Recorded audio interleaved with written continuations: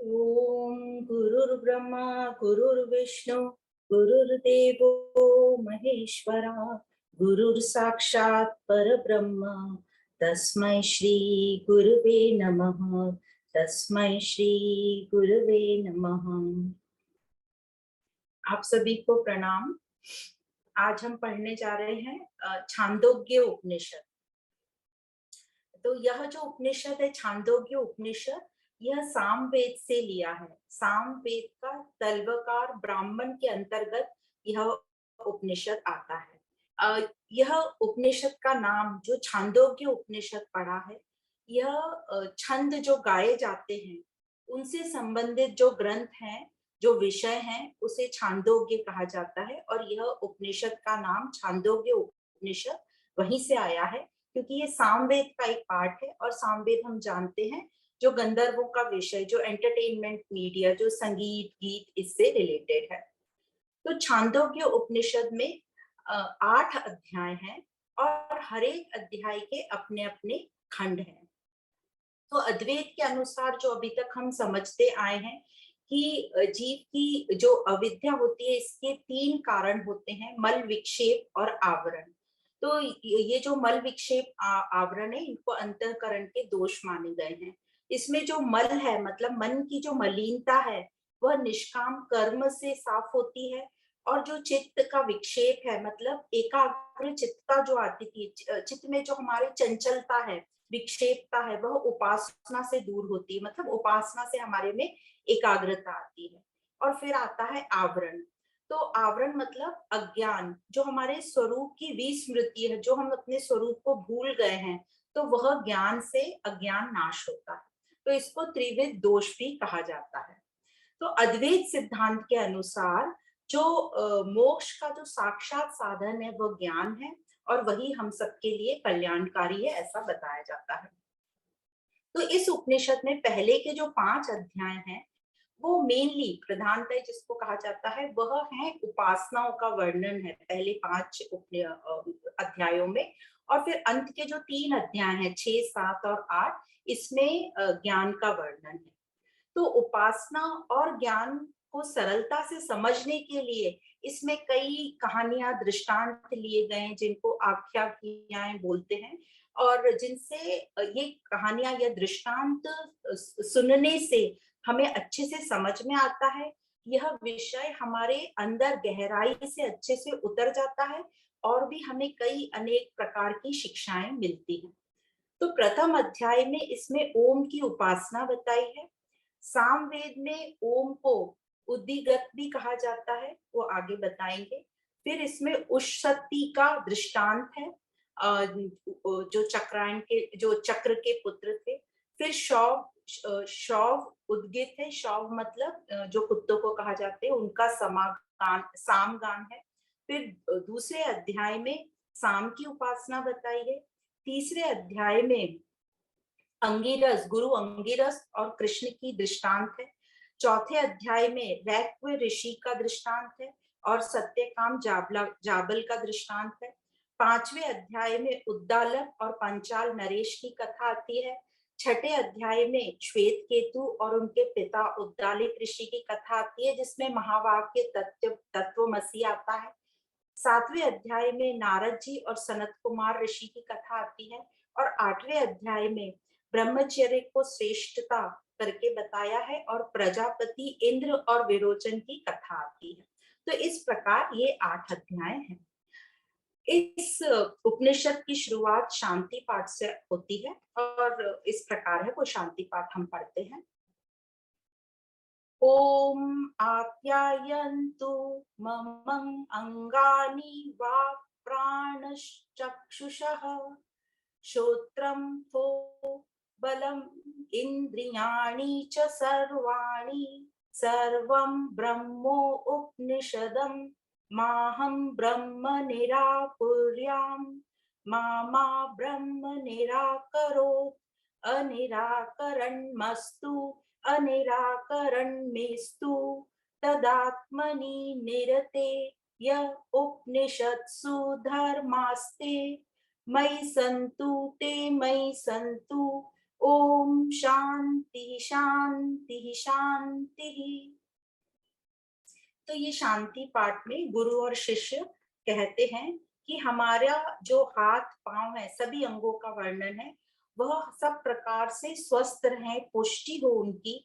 हमारे जो वाणी है, प्राण है, नेत्र हैं और जो श्रोत्र मतलब कान है, ये पुष्ट हो तथा स्वस्थ रहे हमारी इंद्रियां, सब प्रकार से उनको बल प्राप्त हो, ताकि उपनिषद में जो ब्रह्म का प्रतिपादन किया है, जो ब्रह्म सब कुछ है, उनको हम ठीक प्रकार से अपनी इन ज्ञान इंद्रियों से समझ पाए। फिर आगे कहते हैं, मैं ब्रह्म का निराकरण मतलब त्याग न करूं और न ब्रह्म मेरा निराकरण करे मतलब त्याग करे। और इस प्रकार हमारा निरंतर मिलन मतलब अनिकारण होता रहे, ये निरंतर मिलन हमारा चलता रहे।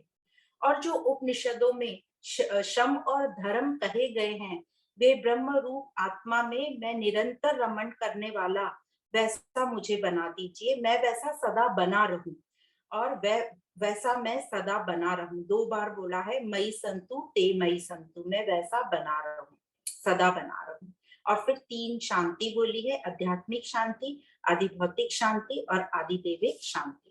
तो इस प्रकार से ये शांति पाठ बोला गया है। अब जो पहला अध्याय है, जिसमें ओम की उपासना बताई गई है, और पहला श्लोक हम पढ़ेंगे, वो इस प्रकार है। ओम इत्येत अक्षरम उद्गीतम उपासीत, ओम इति हृद गायति तस्यो व्याख्यानम। तो ये ओम अक्षर की उपासना बता रहे हैं। सामवेद में ओम अक्षर को उद्गित कह के कहा गया है। उद्गित का मतलब है ऊंचे स्वर में गाना। तो सामवेद में इस ओमकार को उद्गित कहा गया है। और उसी प्रकार हम देखते हैं अथर्ववेद में ओम को प्रणव कहकर कहा गया था। तो ये उद्गित, प्रणव, ये ओमकार के ही दूसरे शब्द हैं। पर उद्गित का मतलब है ओम को ऊंचे स्वर में गाना, जैसे ओम।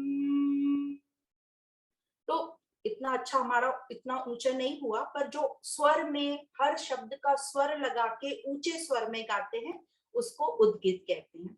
तो इसकी उपासना करनी चाहिए। तो जो ओम उच्चारण करके यज्ञ में उद्गाता मतलब जो यज्ञ करने वाला होता है, जो ऋषिगण होते हैं, वो उद्गान करते हैं, ऊंचे स्वर में सामगान करते हैं। फिर एक उच्चारण करता है, फिर 5, 6 या 11 जो भी मुनि रहते हैं, वो सब साथ में सामगान करते हैं। और इसका फल बहुत अच्छा बताया है। और यह अक्षर, ये ओम अक्षर परमात्मा के सबसे निकटतम है। ये हम पहले भी मुंडक और मांडुक्य उपनिषद में पढ़ चुके हैं। तो ओम को परमात्मा का प्रियतम भी कहा गया है। तो जिस प्रकार हमको कोई अपने प्यार भरे नाम से या पेट नेम से बुलाता है और हमें जो प्रसन्नता होती है, उसी प्रकार यह ओमकार की उपासना करने से यह उत्तम साधन बताया गया है।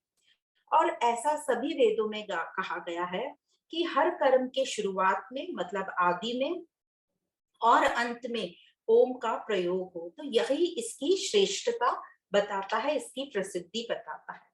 अब ये जो उपासना है, ये कैसे करी जाए, तो इसकी व्याख्यान की है और फिर उसका फल बताया है। हमको लगता है कि सिर्फ शब्द उच्चारण से, पर उस शब्द का हमने ठीक प्रकार से मीनिंग समझना चाहिए और उसको अपने भाव में लाना चाहिए।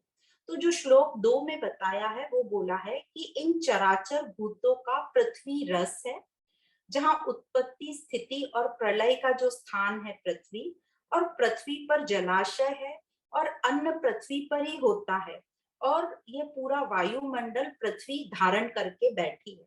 तो सबसे पहले उन्होंने बोला कि यह चराचर भूतों का पृथ्वी रस है। पृथ्वी का रस जल है और जल का रस सब औषधियां हैं, औषधियां मतलब अनाज, और औषधियों का रस पुरुष है। पुरुष का रस वाक है मतलब वाणी, वाणी का रस ऋक है, और ऋक का रस साम है, और साम का रस उद्गीत है, मतलब अंत में उन्होंने ओमकार बताया।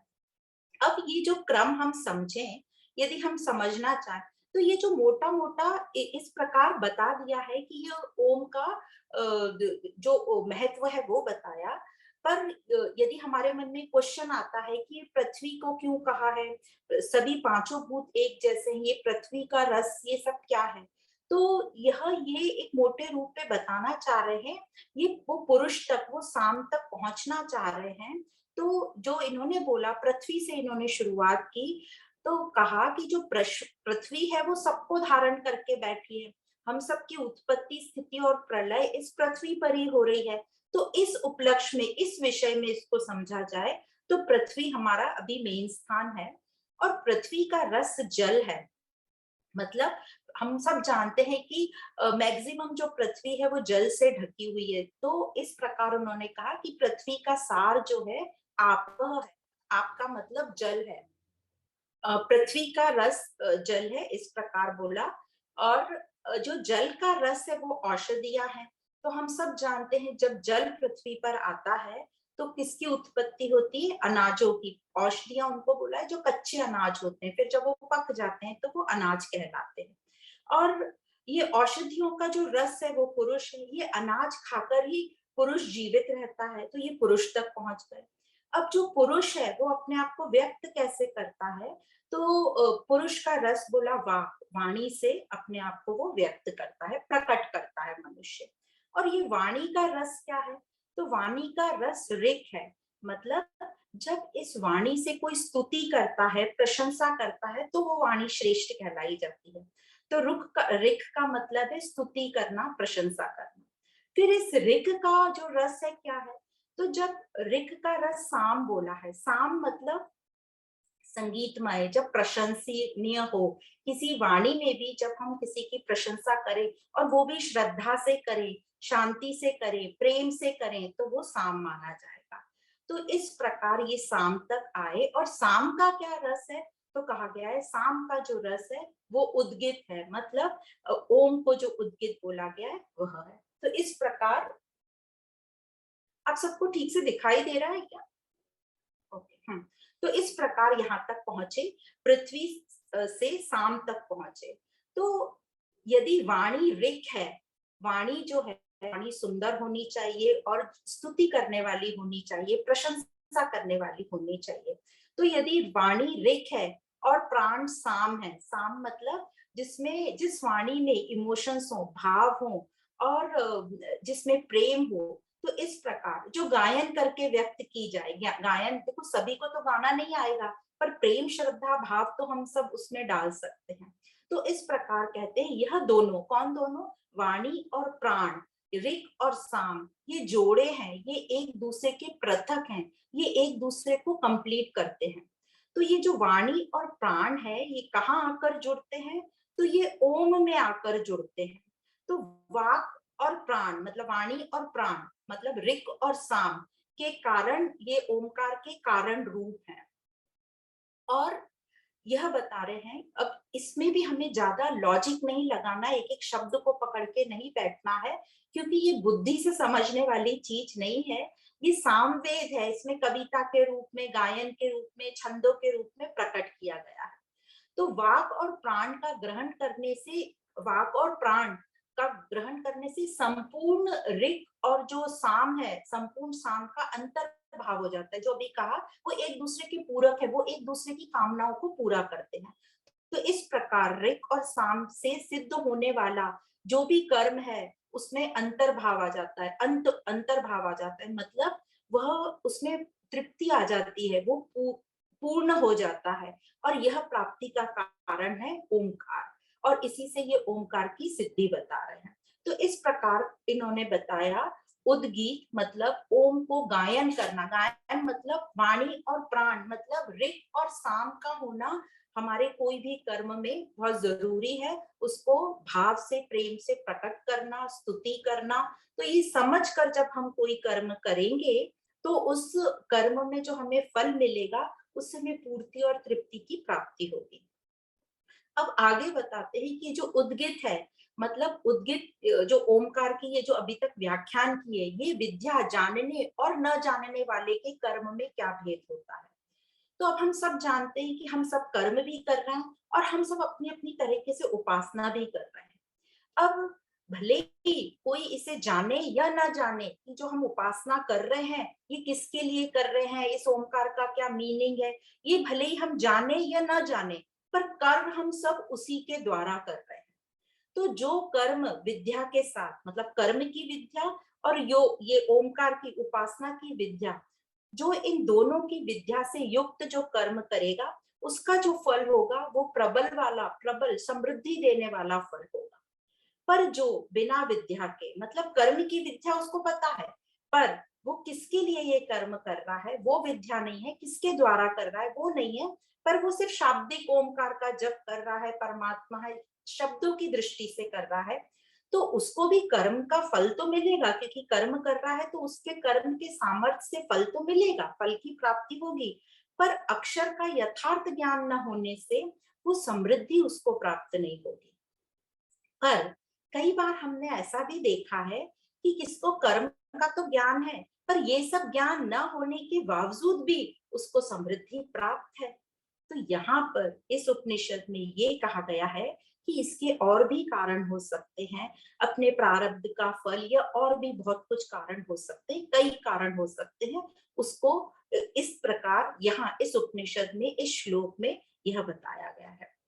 पर हाँ, यह भी कहा गया है, पर जो विद्या से युक्त होगा, मतलब कौन सी विद्या, जो परमात्मा की विद्या से युक्त होगा, मतलब आत्मज्ञान की विद्या से युक्त होगा, तो वो युक्त होकर श्रद्धा से योग युक्त होकर वो कर्म करता है, तो जो उसको 100% जो उसको फल मिलेगा वो प्रबलतर होगा और समृद्धि देने वाला होगा। यही हमने भगवत गीता के सेकेंड, थर्ड, फोर्थ और बाकी भी अध्याय में डिटेल में पढ़ा है। तो इस प्रकार उद्गित की उपासना बताई है और उसका फल बताया है। तो यही हमने मांडुक्य उपनिषद में भी पढ़ा था, और भी, कि यह जो ओमकार की अकार मकार उकार और तृतीय तुरीय स्टेज में पढ़ा था, तो वो हमें समझ में आना चाहिए कि ये ओमकार मतलब क्या बता रहे हैं। अब दूसरा, इसी अध्याय में, पहले अध्याय में एक दृष्टांत आता है उशस्ती चक्रायण का। तो यह दृष्टांत इस प्रकार है। उशस्ती जो थे एक गांव के वासी थे, और वे चक्र के पुत्र थे, इसलिए उनको उशस्ती चक्रायण के नाम से जाना जाता था। ये जो उशस्ती थे ये यज्ञ कराने में बड़े ही निपुण थे और बड़े ही सदाचारी ब्राह्मण थे। एक बार उस गांव में अकाल पड़ गया और भूखमरी हो गई। तब ये जो उशस्ती थे, इन्होंने देखा कि इनको भी भूख, अनाज ही नहीं था इनके घर में, तो ये भूख के कारण इनको तड़पने लगे। तब ये उशस्ती ने देखा कि गांव में एक हाथी पर एक व्यक्ति जा रहा है जिसको हाथीवान कहा है, वो कुछ अपने हाथ में ये उबले हुए उड़द खा रहा है। तो उन्होंने हाथीवान से कहा कि मुझे कुछ उड़द दीजिए। तो हाथीवान ने कहा कि ये जो उड़द हैं ये झूठे हैं। तो तब उशस्ती ने कहा कि मुझे चलेगा, और उशस्ती ने वो उड़द लेकर उनसे कुछ खा लिए और कुछ अपने घर दूसरे दिन के लिए बचा के ले गए। पर जब हाथीवान ने उनको पानी दिया, जल दिया पीने के लिए, तो उशस्ती ने कहा कि नहीं नहीं, ये जल तो झूठा है। तो हाथीवान बोला कि तुमने झूठे उड़द तो खा लिए, तो फिर ये पानी पीने में, जल पीने में क्या बुराई है।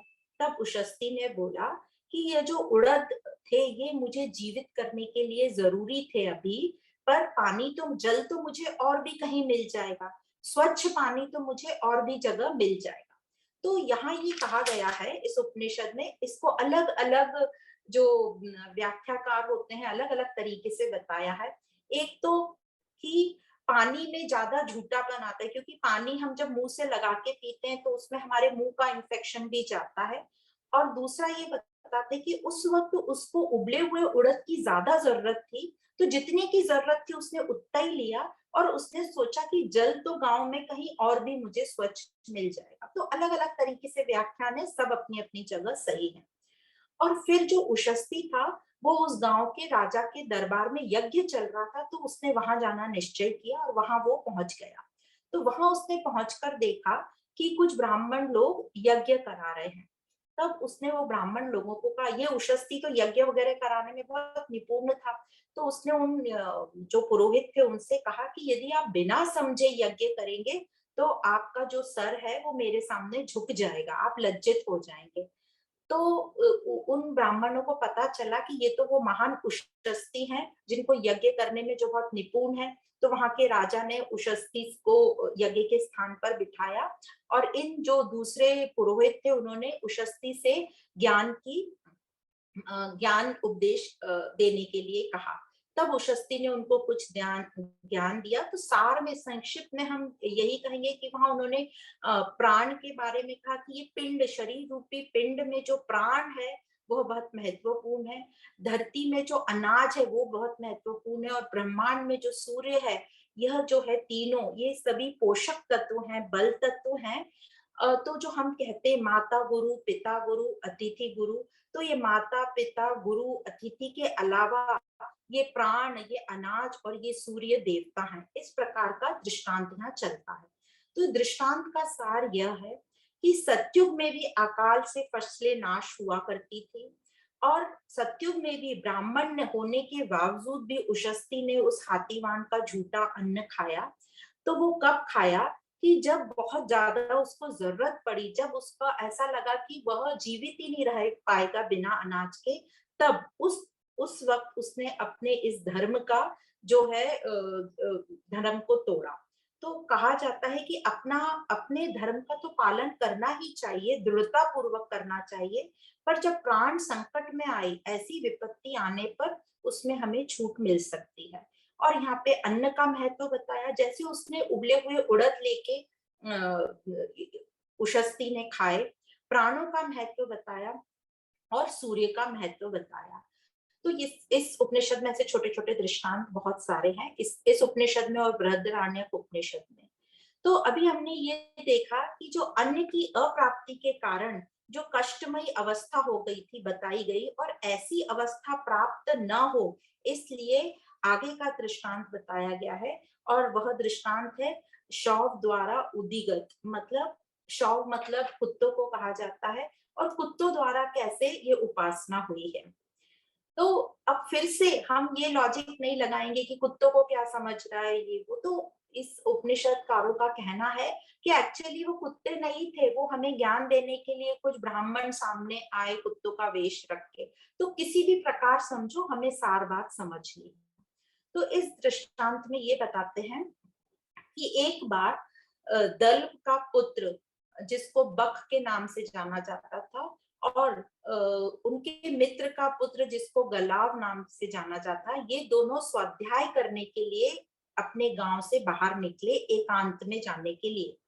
तो कुछ दूर जाकर एक जलाशय के पास उनको एकांतता मिली और वो वहां जाकर बैठ गए। जब वहां वो जाके बैठे तो उन्होंने देखा कि एक श्वेत कुत्ता उनके सामने प्रकट हुआ, देखा गया। तो उन्होंने, और उसी के पीछे बहुत सारे दूसरे कुत्ते आकर उस श्वेत कुत्ते से कहने लगे, भगवान आप हमारे लिए अनाज का आगान कीजिए, हम भूखे हैं। तो ये देखकर वो दोनों जो स्वाध्याय करने निकले थे वो ये कुत्तों की तरफ ध्यान से देखने लगे। तभी ये श्वेत कुत्ते ने बाकी कुत्तों से कहा कि ठीक है, कल प्रातः यहीं पर इकट्ठे हो जाओ, तब हम गान करेंगे। तो सब कुत्ते वापस चले गए और ये दोनों भी दूसरे दिन वापस आकर या वहीं बैठे रहे, इन कुत्तों का देखने के लिए अभ्यास या उपासना ये क्या कर रहे हैं। तो यहाँ ये गए थे स्वाध्याय के लिए, पर उनको कोई ऐसी चीज मिल गई कि यहाँ से भी हमें ज्ञान मिल सकता है, तो वहां रुककर वो उसको देखने लगे। तो फिर दूसरे दिन प्रातः काल सभी कुत्ते जमा हो गए और जैसे कि उनको श्वेत कुत्ते से उन्होंने कहा कि आप ये गान करिए, तब ये जो जैसे यज्ञों में जो मेन पुरोहित होता है, ऋत्विक होता है, वो श्रोत्र गाना शुरू करता है और पीछे पीछे सब मिलकर गाते हैं।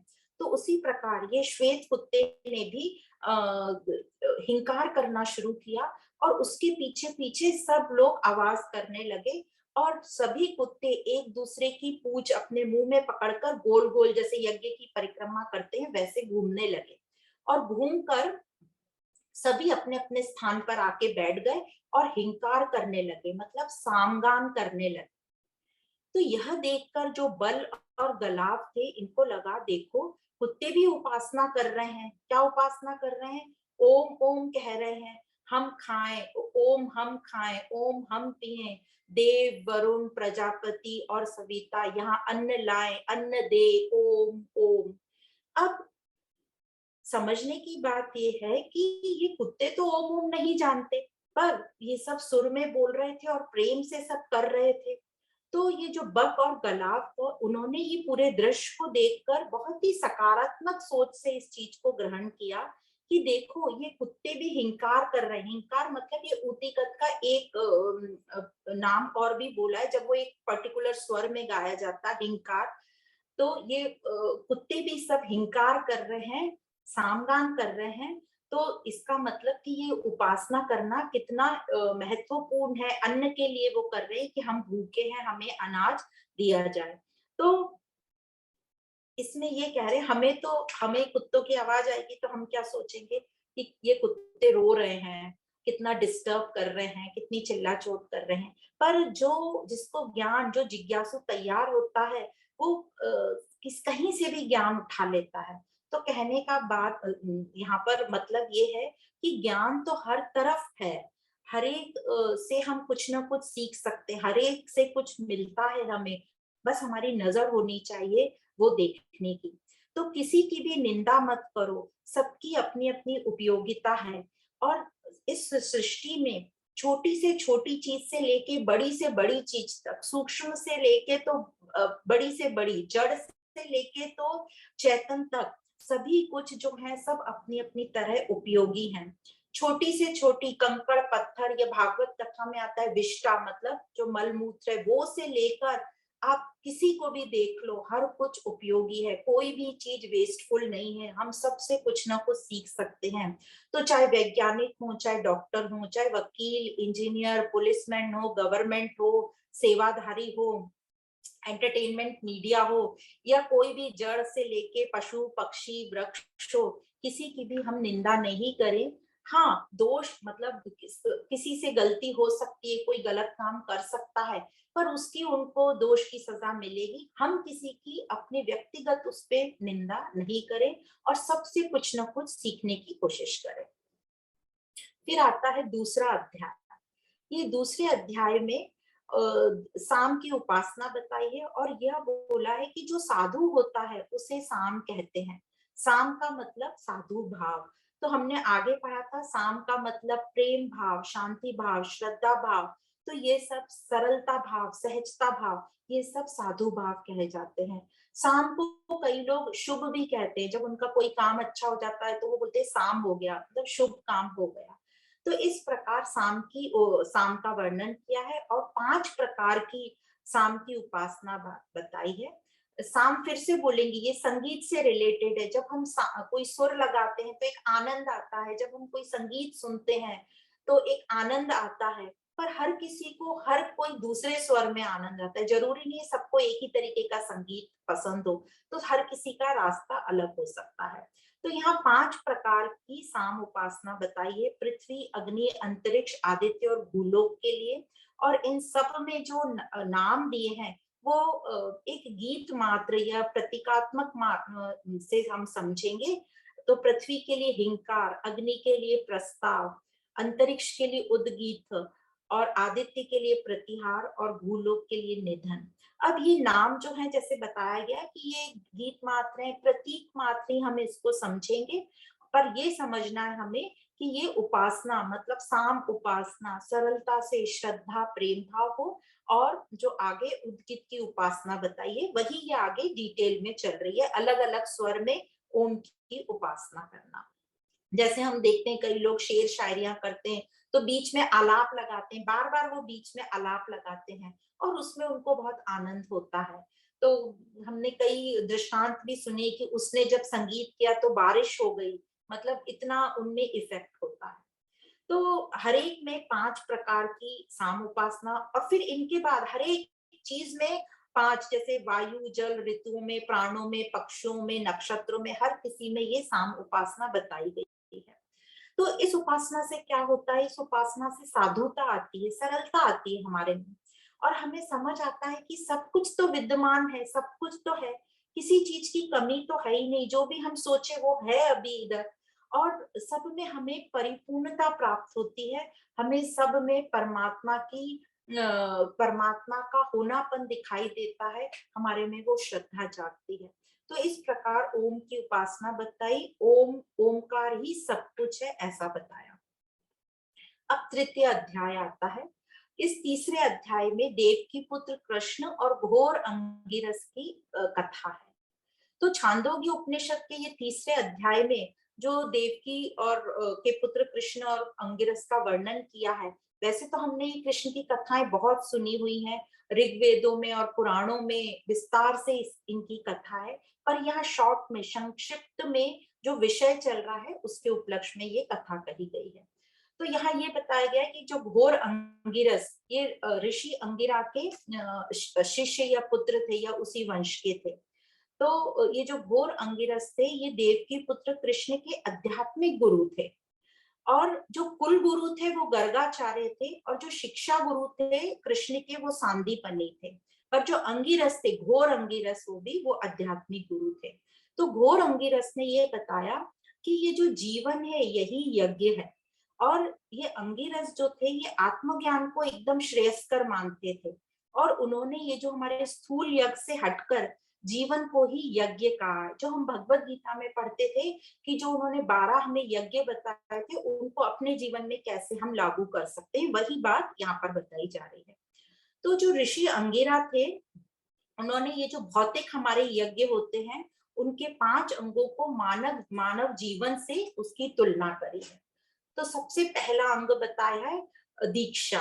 तो जब भी कोई हम यज्ञ करने बैठते हैं तो कुछ प्रतिज्ञा लेते हैं।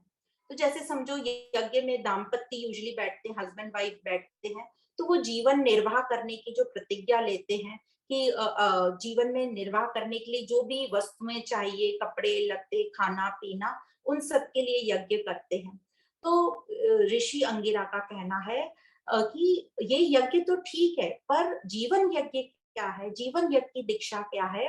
इन सब में आसक्त ना होना, अनासक्ति ही जीवन यज्ञ है। तो सबसे पहले उन्होंने दीक्षा बोली कि इन सब से अनासक्त होना। फिर दूसरा बोला उन्होंने उपसद। उपसद मतलब निकट जाना, या अग्नि को भी उपसद बोलते हैं, या दान देने को भी। तो यहाँ पर अंगिरस बोल रहे हैं कि हम जो भी कुछ खाते पीते, मतलब शरीर के अंदर हम जो भी लेते हैं, खाने पीने से सिर्फ अनाज भोजन ही नहीं, जो भी हम बाहर से भाव लेते हैं, जो भी हमारे अंदर जाता है, यह सब शरीर रूपी यज्ञ के समान समझो। ये शरीर जो है यज्ञ कुंड है, और इसमें सब प्रवेश करता है। तो जब भी हम यज्ञ कुंड में कुछ सामग्री डालते हैं, तो हमारी सामग्री कैसी होनी चाहिए? एकदम ताजी होनी चाहिए, पवित्र होनी चाहिए। हम कुछ भी अशुद्ध अपने शरीर में नहीं डालते हैं। तो हमने जो घोर अंगिरस और कृष्ण की कथा चल रही थी, जिसमें पहला दीक्षा बताया, उपसद बताया। अब तीसरा जो अंग है उनके यज्ञ का, वो बोलते हैं स्तुत शस्त्र। स्तुत मतलब प्रशंसा, और शस्त्र मतलब उपकरण। तो घोर अंगिरस गुरु का यह कहना था कि संसार में जिन उपकरणों की हम प्रशंसा करते हैं लौकिक दृष्टि से, यह सिर्फ निमित्त मात्र उपयोगी है। तो उनको निमित्त मात्र ही उपयोगी रखिए, वो डूअर हैं, और हम उससे आसक्त ना हो। तो वो शरीर की बात कर रहे हैं, शरीर जो हमारा उपकरण है उससे आसक्त ना, उसको उपकरण जैसा हम काम करें उससे। चौथा जो अंग बोला है वो दक्षिणा। दक्षिणा हम सब जानते हैं, जैसे यज्ञ के बाद जो हम पंडितों को भेंट करते हैं, वस्त्रों के रूप में, या कपड़े, या स्वर्ण मुद्राएं, जो भी हम भेंट करते हैं।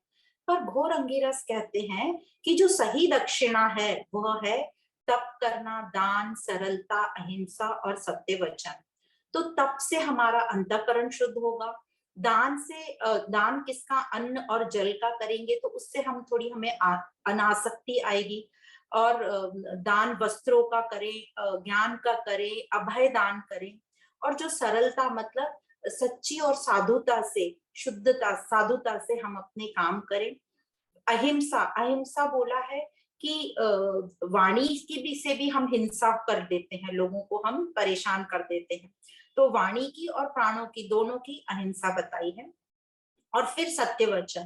तो ये जो पांचों, सत्य वचन तो हम जानते हैं कि कैसे होना चाहिए, उस प्रकार ये 5 चीजें बताई हैं। तो इन पांचों से जब जीवन भरा रहेगा हम, इन चारों पांचों के हिसाब से हमने जीवन बिताना चाहिए, और ये पांचों करेंगे तो यही हमारे जीवन की सही दक्षिणा है। यही देना सच्ची आध्यात्मिक, यही दक्षिणा देंगे तो हमारा आध्यात्मिक कल्याण होगा। तो इस प्रकार, और पांचवा बोलते हैं अवभृत। अवभृत मतलब यज्ञ की समाप्ति के अंत में शुद्धि के लिए स्नान किया जाता है, तो उसको अवभृत कहते हैं। तो यहाँ पे घोर अंगिरस कहते हैं कि जो मृत्यु है, शरीरांत मतलब मृत्यु ही जो है, ये यज्ञ का हमारा स्नान करना है। तो घोर अंगिरस ने कृष्ण को 3 सूत्र बताए, 3 सूत्रों का अभ्यास करने को कहा कि जो अंतिम स्थिति हमारी सुधार लेता है। जैसे हम सबको ये है कि अंत स्थिति जैसी होती है, अंत गति सो मति। तो इसमें अंगिरस कह रहे हैं कि पहला है अक्षितम असि, मतलब मैं अविनाशी हूँ। दूसरा है अच्युतम असि, मतलब मैं एक रस हूँ। अच्युतम मतलब जो अपनी स्थिति से कभी नहीं हिलता। फिर है प्राणश्चितम असि, मतलब प्राणों से भी सूक्ष्म मैं हूँ। तो ये 3 बातें बताई, ये 3 सूत्रों का अभ्यास करने को बोला।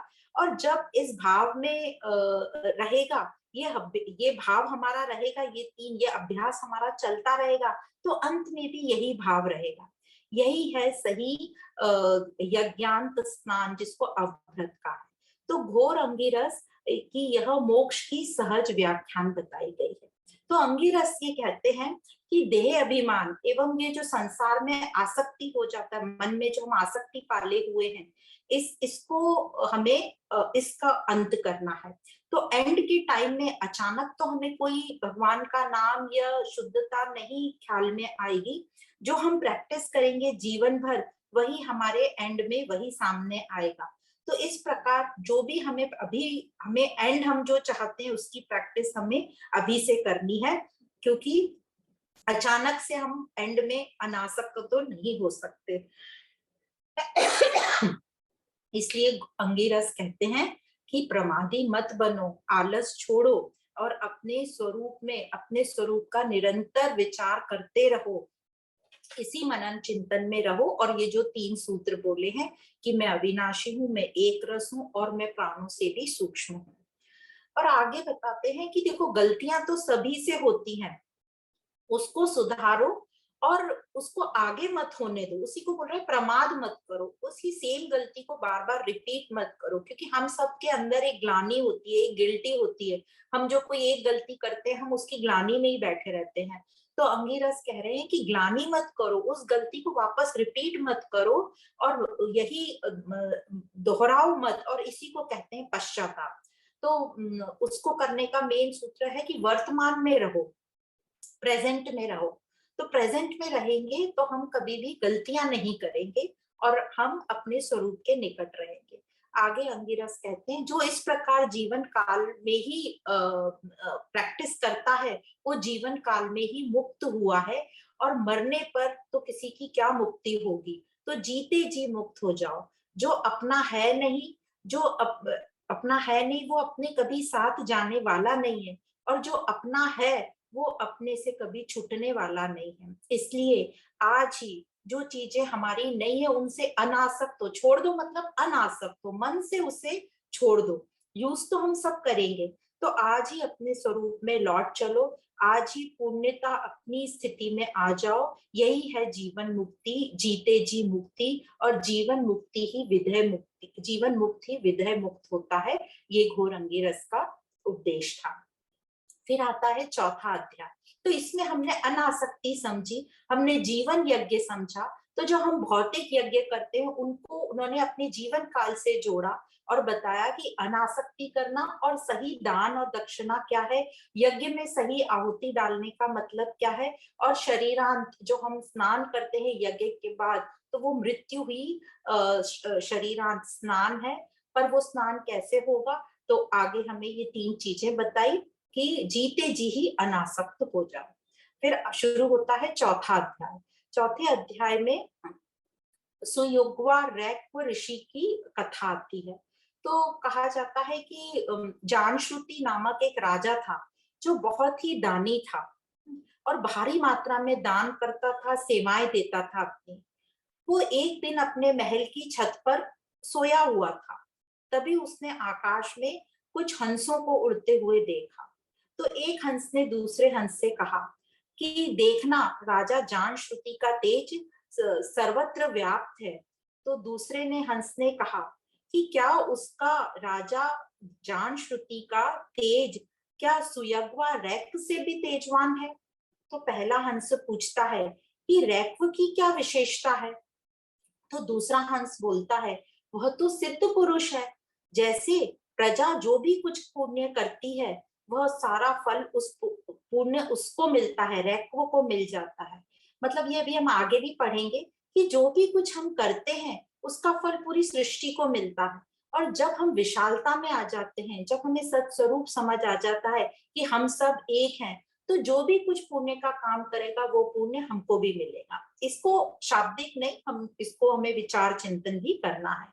तो ये हंसों की बात सुनकर राजा जानश्रुति के मन में उस रैक्व ऋषि के प्रति बड़ी श्रद्धा जाग गई।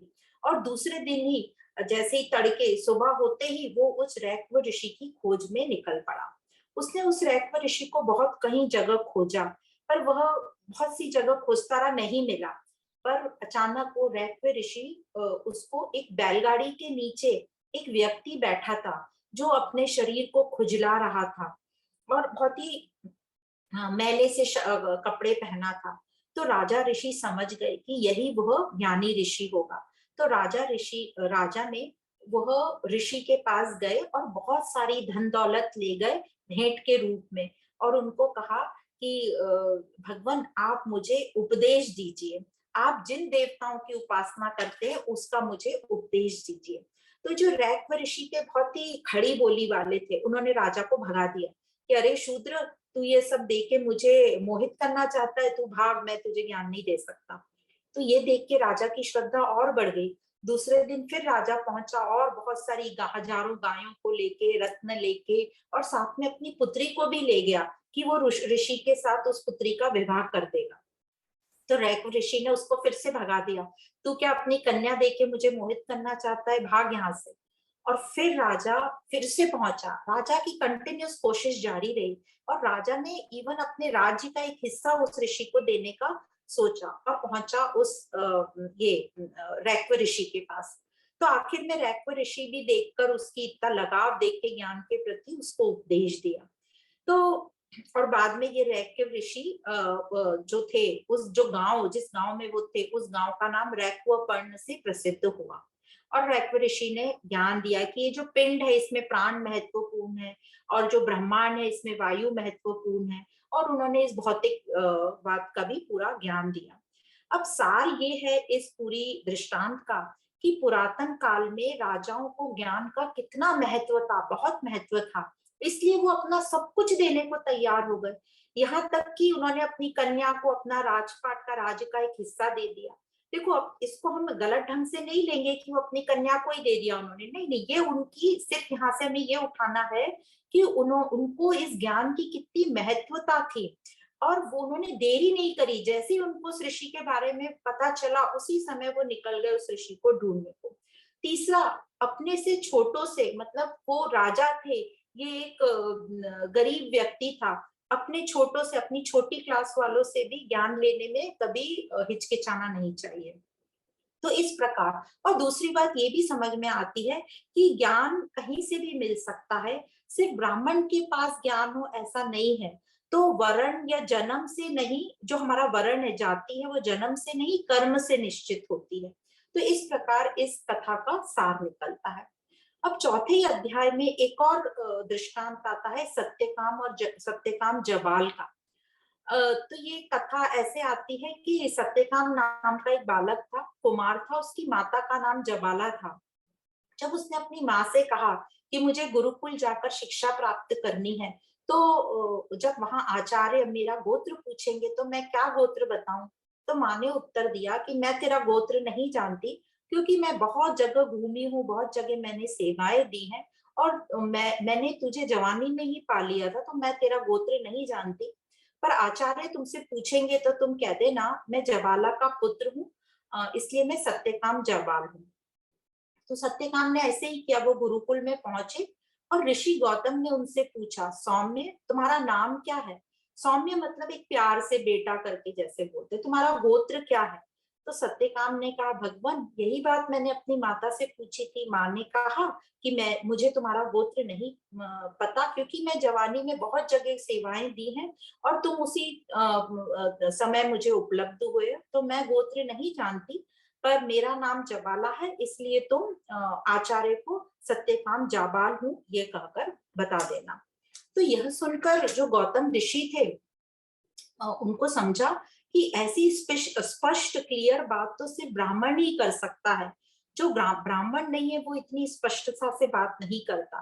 और उसको उन्होंने ज्ञान देने का निश्चय किया और कहा कि तुम अपने सत्यता से कभी विचलित नहीं हुए और इसलिए मैं तुम्हें दीक्षा दूंगा और ज्ञान दूंगा। और गौतम ने सत्यकाम को 400 गायें दी जो बहुत ही दुबली पतली बीमार थी और बोला इनकी सेवा करो। और सत्यकाम ने कहा कि जब ये गायें 1000 हो जाएंगी, ये जब तक 1000 नहीं होंगी तब तक मैं वापस नहीं लौटूंगा। तो ये सब जो है हमको समझने के लिए है कि उसको गायों की सेवा करने दिया, मतलब अंतःकरण की शुद्धि के लिए। ये उपासना का एक पाठ था। तो यह जो सत्यकाम था कई वर्षों तक इधर उधर घूमता रहा, गायों को लेकर गायों की सेवा करता रहा। और एक वक्त जब 1000 गायें हो गई तब उसने गुरुकुल वापस जाने का सोचा। जब वो वापस जा रहा था तो वहां पर एक बैल ने प्रसन्न होकर उसको ब्रह्म ज्ञान का एक पाठ दिया। अब बैल तो ज्ञान नहीं दे सकता, कहने का मतलब कि वो परिस्थितियों से अब उसका अंतःकरण साफ हो गया और वो ज्ञान उसको प्राप्त होने लगा। फिर सत्यकाम थोड़ा और आगे चला, रास्ते में शाम हो गई थी तो उसने गायों को सबको रोक दिया, बिठा दिया और अग्नि प्रज्वलित करके सिकाई करने लगा अपनी। तभी अग्नि ने प्रकट होकर उसको ब्रह्म का दूसरे पाद का ज्ञान दिया और इसी प्रकार सूर्य और वायु ने उसे तीसरे और चौथे पाद का ज्ञान दिया। अब जब ये सत्यकाम गुरुकुल लौटा तो आचार्य गौतम ने कहा कि सत्यकाम, तुम्हारे मुखमंडल पर तो इतना तेज दिखाई दे रहा है, तुमने तो ज्ञान प्राप्त कर लिया है। तो सत्यकाम बोला कि मैंने ज्ञान किसी व्यक्ति से नहीं, मनुष्य से नहीं प्राप्त किया है, पर मैंने सुना है कि जब आचार्यों से ज्ञान प्राप्त करते हैं तो वो कल्याणकारी होता है, तो कृपा आप मुझे ज्ञान अब दीजिए। तो ऋषि गौतम बोलते हैं, तुमने जिस जिस का ज्ञान पा लिया है अब उसमें कुछ और बाकी नहीं रह गया है, तुम्हें पूरा पूरा ज्ञान हो गया है। तो इस प्रकार बताया जा रहा है कि जो सत्य बोलता है वो ब्राह्मण होता है। और ये पूरे दृष्टांत का सार ऐसा है कि गौतम ऋषि ने जन्म के आधार पर नहीं बल्कि उसके कर्म और उसकी शुद्धता गुण देखकर उसको ब्राह्मण कहा।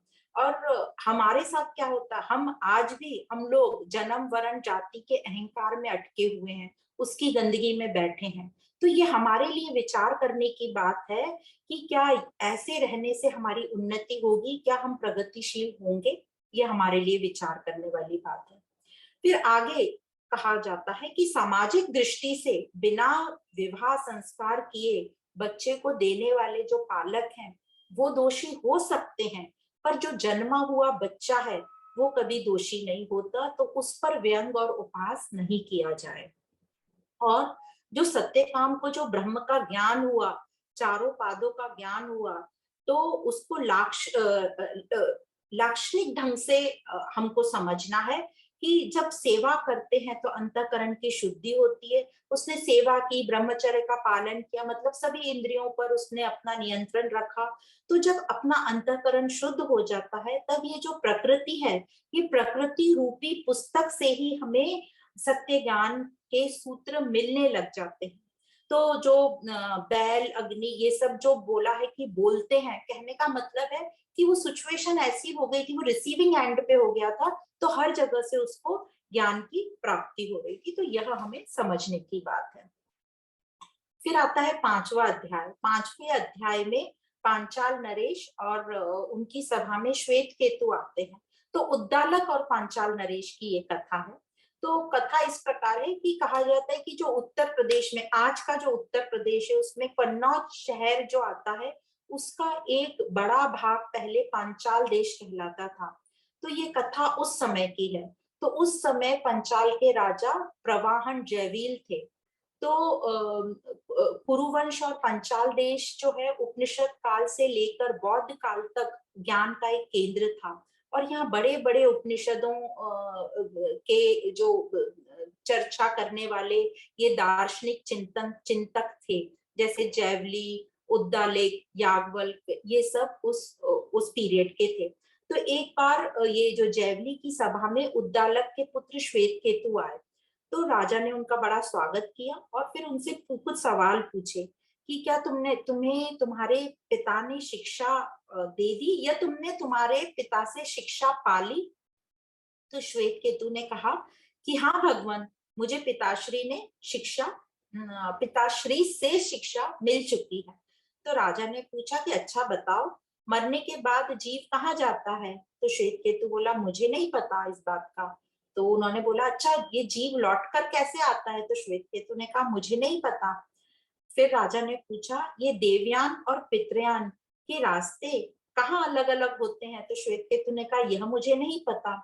फिर बोला ये पांचवी आहुति जो जल में ये पुरुष कैसे हो जाता है। तो श्वेत केतु ने कहा यह मुझे नहीं पता। फिर बोला परलोक में ये परलोक जीवों से क्यों नहीं भर जाता। तो श्वेत केतु ने कहा मुझे नहीं पता। तो जब श्वेत केतु को लगा कि मुझे एक भी प्रश्न का जवाब नहीं आया, तो अपने पिता के पास लौटा और पिता से बोला कि मुझे शिक्षा दी गई है, आपने ऐसा क्यों बोल दिया। उस क्षत्रिय राजा ने मुझसे जितने भी प्रश्न पूछे, मुझे एक का भी उत्तर नहीं पता था, और आपने मुझे शिक्षा दिए बिना ही कह दिया कि मैंने तुझे शिक्षा दे दी है। तो पिता उद्दालक बोले कि अरे इन सब प्रश्नों का उत्तर तो मुझे भी नहीं पता था। तो उन्होंने अपना अज्ञान स्वीकार कर लिया। और एक और बात आती है कि शिक्षा पूर्ण देनी चाहिए। तो फिर उद्दालक थे वो उन राजा के पास गए, और राजा के पास जाकर उद्दालक ने कहा कि राजा, अब राजन आप मुझे अब ज्ञान दीजिए, जो भी आपने प्रश्न पूछे थे उसके उत्तर मुझे भी नहीं पता। तो इस प्रकार पंचाल नरेश जो उस समय थे जैवली, उन्होंने उद्दालक ऋषि को ज्ञान दिया। तो यहाँ पे ये इतिहास को बता रहे हैं कि पहले जो राजा थे वे राज ऋषि भी कहलाते थे, उनको ज्ञान था। और उस समय में सभी राजाओं के नाम बताए, जैसे राजा जनक, अजात शत्रु, महावीर, बौद्ध, ये सब जो राजा थे इन सबको ज्ञान था। तो कहा जा रहा है कि ज्ञान किसी एक जाति की धरोहर नहीं है, वर्ण आश्रम ऐसा कोई नहीं है कि इसी वर्ण के लोग ज्ञान के अधिकारी हैं। कोई भी ज्ञान प्राप्त कर सकता है, इस तरीके से यहाँ बताया जा रहा है। तो और किसी भी आश्रम में, जैसे हमने ऐत्रेय उपनिषद में देखा था कि वामदेव को गर्भ में ही ज्ञान हो गया था। तो इस प्रकार, और जो राजा जनक की, अजात शत्रु की हम बृहदारण्यक उपनिषद जब पढ़ेंगे उसमें इनकी भी कथा डिटेल में पढ़ेंगे। तो इस प्रकार बताया जा रहा है कि क्षत्रिय ने ब्राह्मण को शिक्षा दी। तो यह अध्याय यहाँ पर ये समाप्त होता है। और दूसरा इसमें एक दृष्टांत शुरू होता है कि एक राजा अश्वपति थे, उनके पास जो 6 लोग पहुंचे ज्ञान के लिए। तो उनमें से ये 6 कौन थे। तो एक था उपमन्यु का पुत्र प्राचीन शाल, फिर पुलुष का पुत्र सत्यज्ञ, फिर भल्लवी का पौत्र इंद्रदुम्न, फिर शर्कराक्ष का पुत्र जन, और अश्वराश्व का पुत्र बुड़िल। ये जो 5 लोग थे ये महागृहस्थ थे, मतलब कर्तव्य में बहुत निपुण थे, धनी थे, और मनन चिंतन में भी बहुत होशियार थे। उनकी जिज्ञासा थी ज्ञान की। तो ये पांचों इकट्ठे हुए और इन्होंने विचार किया कि ये आत्मा कौन है, ये ब्रह्म कौन है। तो उन सभी ने सोचा कि उद्दालक ऋषि इस समय इस खोज में लगे ब्रह्म की और आत्मा की, तो चलो उनसे जाकर हम वार्तालाप करते हैं। तो जब वो उद्दालक के पास पहुंचे तो उद्दालक ने कहा कि मुझसे भी ज्यादा कैकई देश के राजा जो हैं अश्वपति, वे इसका ठीक प्रकार से उत्तर दे पाएंगे, वे भी अभी इसी खोज में लगे हैं। तो ये 6 मिलके अश्वपति के पास पहुंचे। तो जब इस राजा अश्वपति के पास पहुंचे तो राजा ने इनका स्वागत किया और राजा उपदेश के लिए तैयार हुए। तो राजा ने एक एक से प्रश्न पूछा। पहला प्रश्न पूछा उपमन्यु कुमार प्राचीन शाल से, तुम किसे आत्मा मानकर उपासना करते हो। तो उसने उत्तर दिया प्राचीन शाल में, राजन मैं भूलोक की उपासना करता हूँ। भूलोक मतलब तारामंडल। तो राजा ने, अच्छा बहुत बढ़िया बात है, तुम जिस आत्मा की उपासना करते हो वह सुतेजा नाम से प्रसिद्ध है, वैष्णव नाम है, आत्मा है, इसलिए ही तुम्हारे कुल में बड़ी ही कर्मनिष्ठता है। तुम इसलिए तुम्हारे कुल में सूत प्रसूत मतलब पुत्र पौत्र सब दिखाई पड़ते हैं। यह जो भूलोक है ये आत्मा का सिर है। और आखिरी में बोलते हैं तुम अन्न खाते हो और प्रिय के दर्शन करते हो, ये सब में आएगा भी। तो तुम अन्न खाते हो का मतलब अन्न तो हम सभी खाते हैं, पर वहां ये कहने का तात्पर्य ये है कि कुछ विशेष तुम्हें प्रकार से सब चीजें उपलब्ध है, क्योंकि हर कोई किसी की ये उपासना कर रहे हैं, कम से कम भूलोक की तो उपासना कर रहे हैं, और ये उपासना करते करते यहाँ तक पहुंचे राजा के पास ज्ञान लेने, और इसलिए तुम्हारी उन्नति हो रही है। फिर राजा ने दूसरे से पूछा, सत्य तुम बताओ, तुम किसे आत्मा मानकर तुम उसकी उपासना करते हो? तो उसने कहा मैं आदित्य की मतलब सूर्य की उपासना करता हूँ। तो राजा ने कहा बहुत अच्छी बात है, यह तो विश्व रूप आत्मा है, इसलिए तुम्हारे घर में रथ है, दास दासियां हैं, अशरफियां हैं, तुम अन्न खाते हो, प्रिय का दर्शन करते हो। तो और यह जो आदित्य आत्मा है, ये आदित्य जो है आत्मा का तेज है। तो इस प्रकार राजा ने तीसरे से पूछा, इंद्रदुम्न तुम किसको आत्मा मानकर उपासना करते हो? तो उसने कहा मैं वायु को मानता हूँ। तो राजा बोले ये तो बहुत अच्छी बात है, यह इसलिए तुम्हारे पास अलग अलग तरह की भेंट आती है, तुम्हारे पीछे रथ रथ गाड़ी घोड़े लगे हैं, तुम अन्न खाते हो और प्रिय के दर्शन करते हो। तो ये जो विशेषता बार बार बताते जा रहे हैं हर चीज की। और ये जो वायु है ये आत्मा का प्राण है। फिर आगे पूछते हैं कि अच्छा जन तुम बताओ, तुम किसको आत्मा मान के उपासना करते हो? तो उसने कहा भगवान मैं आकाश को आत्मा मानता हूँ। तो राजा ने कहा ये बहुत अच्छी बात है, इसलिए तुम्हारे पास बहुत सी धन दौलत है, तुम अन्न खाते हो, प्रिय को देखते हो, और ये जो आकाश आत्मा का मध्य भाग है। फिर पूछते हैं नेक्स्ट से, पांचवे से, अच्छा बुडिल तुम बताओ, तुम किसको आत्मा मान के उपासना करते हो? तो उसने कहा भगवान मैं जल की उपासना करता हूँ। तो राजा ने, अरे वाह, जल तो रई नाम का आत्मा है, और यह जल आत्मा जो है ये हमारे किडनी जिसको उपस्थ उनमें प्रतिष्ठित है, इसलिए तुम धनवान हो, तुम पुष्टिमान हो, तुम अन्न खाते हो और प्रिय देखते हो। तो यहाँ पे आत्मा को एक एक शरीर के हिस्से से कंपेयर किया जा रहा है, एक्चुअली वो आत्मा के पार्ट नहीं है, पर समझने के लिए हमें ये बताया जा रहा है। फिर उद्दालक से पूछते तुम किसकी उपासना करते हो? तो उद्दालक बोलता है मैं पृथ्वी की उपासना करता हूँ। तो राजा बोलते हैं अरे वाह ठीक है, यह पृथ्वी तो प्रतिष्ठा नामक है, इसलिए तुम्हारे पास इतनी प्रजा है, पशु पक्षी हैं, और तुम प्रतिष्ठित हो, तुम अन्न खाते हो, प्रिय देखते हो, और यह जो पृथ्वी है यह आत्मा का पांव है। तो इस प्रकार पांचों छयों से पूछ लिया। तो कहने का यहाँ तात्पर्य, राजा सबको अप्रिशिएट कर रहे हैं क्योंकि वो कुछ तो उपासना कर रहे हैं, और वह ब्रह्म के की खोज में निकले हैं, और ये राजा तक पहुंचे, यहाँ तक पहुंचे उपदेश सुनने। तो इस प्रकार जो जिसकी उपासना कर रहा है फल तो सबका मिल रहा है। पर राजा आखिरी में उत्तर देते हैं, हे ब्राह्मणों, तुम लोग आत्मा के एक एक अंश को जानते हो, मतलब तुम अभी विशालता में नहीं आए हो, तुम समष्टि में नहीं आए हो।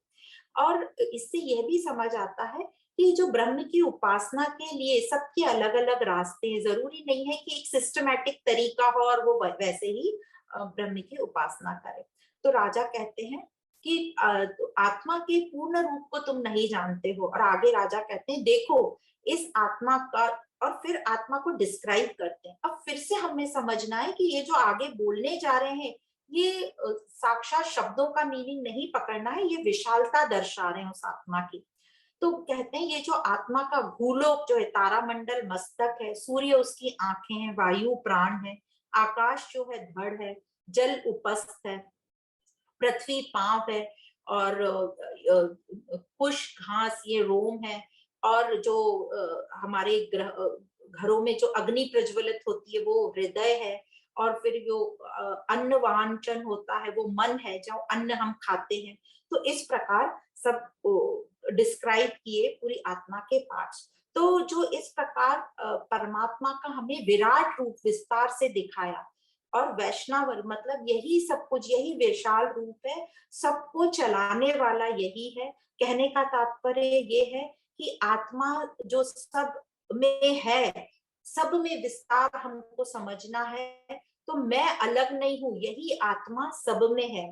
तो ऐसे कोई पर्टिकुलर शरीर आंखें नहीं है, ये सिर्फ एक प्रतीकात्मक तरीके से हमको समझाया जा रहा है। तो आत्मा का ऐसे यदि हम इमेजिन करने लगेंगे ये पढ़ के, तो हम थोड़े से अलग उसमें चले जाएंगे कि आत्मा के ये पार्ट है। तो कहने का मतलब है आत्मा जो है विशालता में उसका विस्तार रूप है, पूरी सृष्टि में आत्मा पूरी सृष्टि को व्याप्त कर कर बैठी है। और फिर बाद में शरीर को यज्ञ, शरीर यज्ञ के बारे में बताया कि ये शरीर को यज्ञ समझ के हम शरीर में यज्ञ कर रहे हैं। कैसे? तो हर एक जो हम भोजन करते वक्त हर एक निवाला लेते हैं, तो उसमें हमें क्या समझना है कि जैसे प्राण है, व्यान है, उपायान है, समायन है, तो उसको स्वाहा जो बोलते हैं, आहुति डालते हैं, तो उसका क्या मतलब? तो उसके बारे में बताया है कि हर ग्रास को जब हम डालते हैं तो ये मैं प्राणों को दे रहा हूँ, पहला ग्रास जो बोलते हैं। तो इससे मेरी प्राणों को शक्ति आएगी, मेरी श्वास अच्छी तरह चलेगी।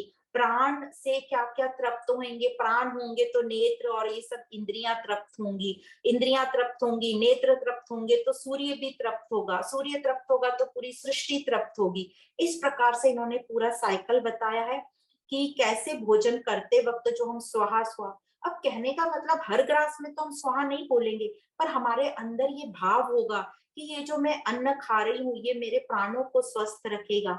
फिर आगे ये मेरे श्रोत्रों को मतलब कानों को स्वस्थ रखेगा, तृप्त रखेगा। कान तृप्त होंगे तो चंद्रमा तृप्त होगा, चंद्रमा तृप्त होगा तो दिशाएं तृप्त होंगी। कहने का मतलब ये पूरी सृष्टि में हमें ले जा रहे हैं। फिर उपायान स्व स्वाहा मतलब वाक, हमारी वाणी तृप्त होगी, और वाणी तृप्त होगी तो अग्नि तृप्त होगी, अग्नि तृप्त होगी तो पूरी पृथ्वी तृप्त होगी। फिर समायान, समायान में बोलते हैं स्वाहा मतलब हमारा मन तृप्त होगा, मन तृप्त होगा तो जो बारिश है वो तृप्त, अच्छे से बरसात होगी, अच्छे से बरसात होगी तो सबको तृप्ति मिलेगी। फिर उदायान, उदानाय, उदानाय स्वाहा में मतलब त्वचा के लिए बोल रहे हैं, तो त्वचा हमारी स्वस्थ होगी, तो त्वचा स्वस्थ होगी तो वायु स्वस्थ होगी। तो इस प्रकार हमको बता रहे हैं कि हमारा एक एक्शन यदि हम ढंग से करें, समझ कर करें, तो पूरी सृष्टि को तृप्ति आएगी। तो इस प्रकार आहुति देने का इंपॉर्टेंस बताया, मतलब समझ कर जो हम कर रहे हैं, और इस प्रकार हम पूरी पृथ्वी से व्यापक रूप से जुड़ रहे हैं और मेरे साथ साथ सबकी उन्नति हो रही है। तो यहाँ कहने का तात्पर्य है कि अपने आप को, आत्मा को सीमित मत समझो। तो ये जो विराट रूप बताया आत्मा का, वो यही दर्शा रहा है सार रूप में कि यह पूरी विशालता में समझो, सीमित मत समझो। तो जो इन सबको नहीं जानता वह राखड़ में, राख में आहुति डाल रहा है। तो मतलब जो उन लोगों की निंदा कर रहे हैं जो इन सबको नहीं जानता, और जानने वाला तो व्यापक हो जाता है और उसकी आहुति कितनी काम आ रही है, और वह सबको पुष्ट कर रहा है, तृप्त कर रहा है। तो इस प्रकार यह दृष्टांत का सार है। तो इस प्रकार बताया कि ये जो उद्दालक ऋषि थे ये इतने ज्ञानी थे, फिर भी इन्होंने विनम्र होकर जगह जगह शिक्षा ग्रहण करी, अपने पुत्र के सामने अपना अज्ञान को स्वीकारा, और यही उद्दालक जो है प्रसिद्ध ज्ञानी बने, याज्ञवल्क के गुरु बने, और अपने पुत्र श्वेत केतु को उन्होंने महावाक्य जो तत्वमसि का उपदेश दिया। तो इस प्रकार ये 5वां अध्याय यहाँ समाप्त होता है। अब 6ठा अध्याय शुरू होता है, उद्दालक ऋषि और श्वेत केतु की कथा। तो अब जैसे कई लोगों को लगता है कि उद्दालक तो तब बोला था, उसके शिष्य उसका पुत्र अभी आया, तो हो सकता है ये उद्दालक के ही वंशज हैं जो उद्दालक नाम से ही जाने जा रहे हैं, और उनको आगे अपने बेटे श्वेत केतु को शिक्षा दी जा रही है। तो ये एक समय जो की बात है जब ये आरोनिक उद्दालक का जो पुत्र था ये 12 वर्ष का था, परंतु 12 वर्ष हो जाने के बावजूद भी इसका पढ़ने लिखने में बिल्कुल भी मन नहीं था। ये खेल तमाशे, घूमने, खाना पीना इधर उधर लगा रहता था मटर गश्ती करते हुए। तो उसके पिता ने उससे कहा, श्वेतकेतु से, कि हमारे कुल में कोई भी ऐसा नहीं है जो बिना अध्ययन किए, वेदों का अध्ययन किए बिना है, इसलिए तुमने भी जाकर गुरुकुल में शिक्षा ग्रहण करनी चाहिए। तो श्वेतकेतु गुरुकुल निकल गया और 12 वर्ष तक वो गुरुकुल रहा, और 12 वर्ष में उसने सभी वेदों को पढ़ लिया। और जब उसकी उम्र 24 वर्ष की हो गई थी तब वो अपने घर लौटा। तो जब वो सभी वेदों को पढ़ के अपने घर लौटा तो उसमें एक बड़ा अहंकार था, और पिता ने इस अहंकार को भांप लिया था। तो पिता ने पुत्र से पूछा, उद्दालक ने अपने पुत्र श्वेतकेतु से पूछा कि श्वेतकेतु, तुमने अपने आचार्य से वह आदेश जाना जिसे जानकर सब कुछ जाना जा सकता है, जिसे जानकर, जो श्लोक में दिया, अश्रुत श्रुत, अमत मत तथा अविज्ञात विज्ञात हो जाता है। अर्थात जिसे जानकर जो आज तक नहीं सुना गया था वह मानो सुन लिया गया हो, जो आज तक नहीं जाना गया था उसे मानो जान लिया गया हो। तो श्वेतकेतु ने कहा, ऐसा तो कोई आदेश मैंने नहीं सुना, तो ऐसा भी कुछ होता है क्या? तो उद्दालक ने कहा, हाँ, जैसे मट्टी के एक ढेले को जानकर मिट्टी से बने सारे पदार्थों को हम जान लेते हैं कि वे सब मिट्टी के ही हैं, मूल उनमें मिट्टी है, उसे नाम रूप में भले ही हम अलग अलग कहते हैं, तो उसी प्रकार उस तत्व को तुमने नहीं जाना। तो श्वेतकेतु ने कहा कि भगवान, मतलब अपने पिता को बोल रहे हैं, भगवान, ये आदेश तो मेरे आचार्य ने मुझे नहीं दिया, तो ये उनको ही नहीं पता होगा, यदि उनको पता होता तो वो मुझे अवश्य देते। तो ये भी एक थोड़ी हास्य की बात है कि वो शिष्य बोल रहा है कि मेरे गुरु को ही नहीं पता होगा इसलिए उन्होंने मुझे नहीं दिया, ये नहीं बोला कि मैंने उनसे पूछा ही नहीं कुछ। तो श्वेतकेतु बोलते हैं अपने पिता से कि भगवान, आप ही अब मुझे इसका ज्ञान दे दीजिए। तो फिर उदालक ने बोलना शुरू किया, उदार ऋषि उदालक ने उपदेश देना शुरू किया कि पहले एक ही सब था, जो एक ही था, अद्वित था, जो सारे संसार का प्रारंभ करने वाला था, वह चेतन तत्व एक ही था, वही मूल है। और उसने इच्छा की, इक्षण आया उसमें कि मैं बहुत हो जाऊं, मैं बहुत प्रजा वाला हो जाऊं, बहुश्याम, मतलब मैं तो हुई पर मैं औरों को भी बना दूं।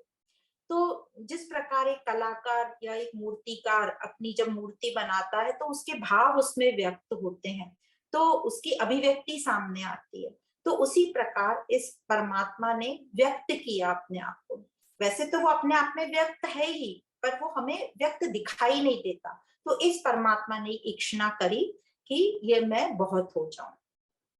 तो इन सब प्राणी, चर अचर, यह सब साकार रूप में आ गया, नाम रूप में आ गया। तो यहाँ पर जो है सृष्टि का निर्माण बताया जा रहा है संक्षिप्त में, जो कि डिटेल में हम पढ़ चुके हैं, यहाँ संक्षिप्त में उसकी व्याख्या की जा रही है, मुख्य मुख्य बातें बताई जा रही हैं, सब डिटेल में एक एक स्टेप नहीं यहाँ पे बताया जा रहा है।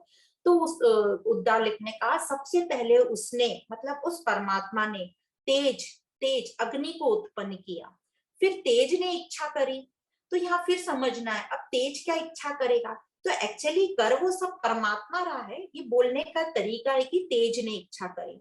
तो तेज ने इच्छा करी और तेज से जल जल उत्पन्न हुआ, और जल ने इच्छा करी और जल से अन्न उस उत्पन्न हुआ। तो ऐसा कहते हैं तेज मतलब गर्मी, तो जब गर्मी आती है तो पसीना आता है, तो पसीने को उन्होंने जल से कंपेयर किया। और फिर जैसे जल आता है तो उसमें अनाज की उत्पत्ति होती है, तो अन्न बोला, अनाज। तो इस प्रकार तेज, जल और अन्न की उत्पत्ति हुई। फिर इनका विस्तार बताया। तो श्वेत केतु कहता है, मुझे नहीं समझा, और समझाइए। तो उसको और डिटेल में उद्दालिक समझाते हैं कि इन तीन से, तेज, जल और जो अन्न है, इनसे और विस्तार हुआ।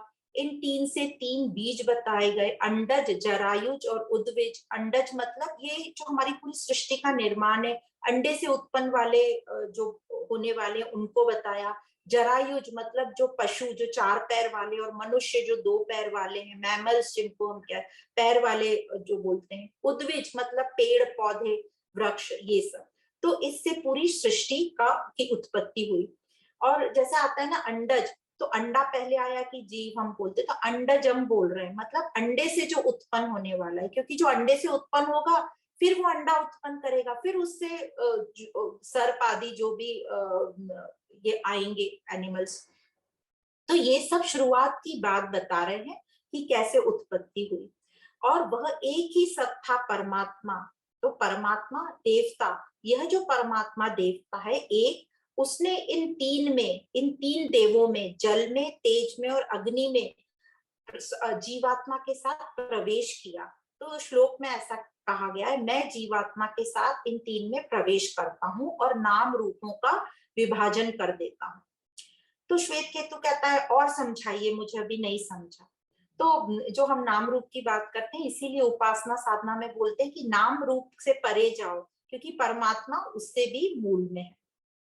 तो फिर उद्दालक कहते हैं ये जो तीन है, तेज, जल और अन्न, ये फिर तीन तीन में, ये तीनों का मिलकर एक एक बना, मतलब हर किसी चीज में ये तीन है, तेज, जल और अन्न। और फिर इन तीन में और तीन तीन जुड़े, कौन जुड़े, जैसे हम समझ सकते हैं सतोगुण, रजोगुण और तमोगुण। तो उनको ऐसा बोला गया है, रोहित, शुक्ल और कृष्ण। रोहित हुआ सतोगुण, यहाँ सतो, रजो और तमो नहीं बोला गया है, पर हम थोड़ा सा उसको समझ सकते हैं कि रोहित अग्नि को सतोगुण, शुक्ल जल को रजोगुण और कृष्ण अन्न को तमोगुण बोला गया। तो इस प्रकार पूरी त्रिगुणात्मक सृष्टि तैयार हो गई। तो श्वेत केतु कहता है मुझे नहीं समझा और समझाइए। तो उसके पिता जो बोलते हैं, ये सौम्य, ये जो मन है ये अन्नमय है, ये जो प्राण है ये जलमय है, और जो वाक है, ये वाणी जो है ये तेजोमय है।